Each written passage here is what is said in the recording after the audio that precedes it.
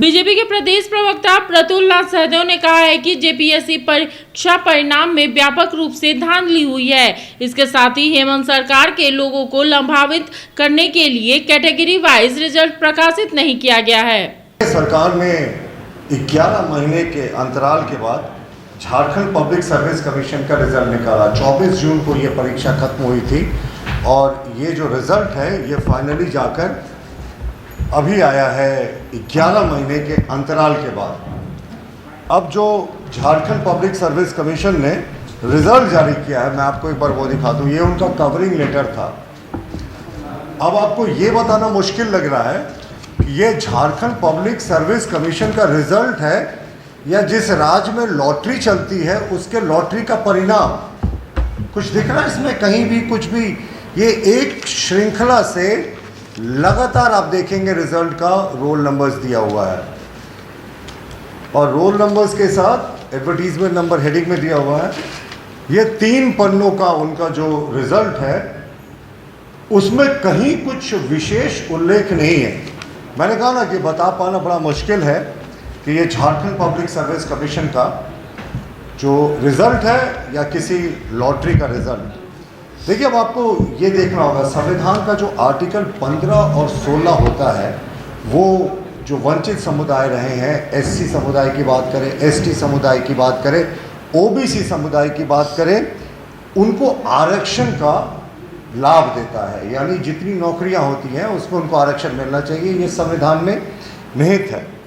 अब आरक्षण श्रेणी के आधार पर अलग अलग घोषित करने के लिए एससी, एसटी, ओबीसी और इकोनॉमिकली वीकर सेक्शन का निर्धारित कोटा और मिनिमम मार्क्स, इसका अनुपालन करना ज़रूरी है।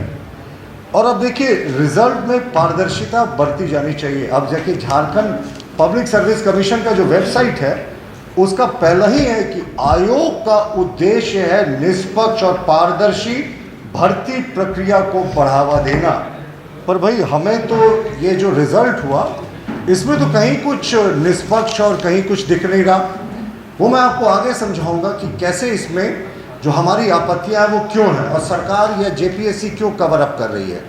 अब आप देखें, जो कैटेगरीज होती हैं उस कैटेगरी के हिसाब से रिजल्ट निकाला जाता है। मान लीजिए कोई एससी, एसटी या रिजर्व कैटेगरी का कोई कैंडिडेट है, वो जनरल में क्वालिफाई कर लेता है तो उसका जनरल में रिजल्ट निकाला जाता है। उसके बाद एससी, एसटी, ओबीसी और इकोनॉमिकली वीकर सेक्शन, ये मेरिट के लिहाज से रिजल्ट निकाला जाता है।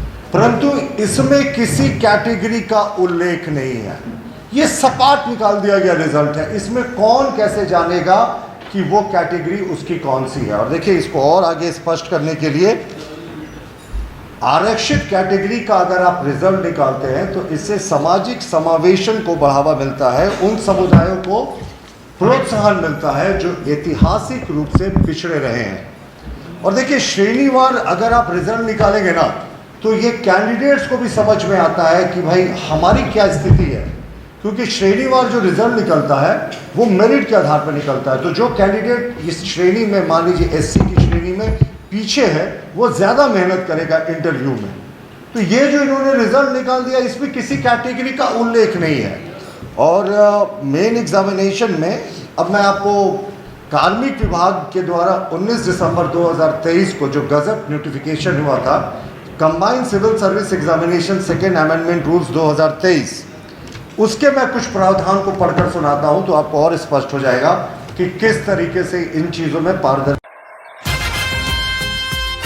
लाएंगे अखिलेश इस बार पीढ़ी सरकार, लाएंगे अखिलेश इस बार पीढ़ी सरकार। हमारे माननीय राष्ट्रीय अध्यक्ष जी को विचारों को, समाजवादी पार्टी को विचार को मानते हुए हमारे पार्टी में आए और माननीय राष्ट्रीय अध्यक्ष जी को विचारधारा को और उनका सारे आंदोलन को देखते हुए जुटे।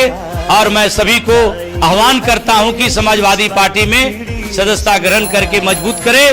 जय समाजवाद, जय अखिलेश। आइए समाजवाद से जुड़िए, समाजवादी बनिए।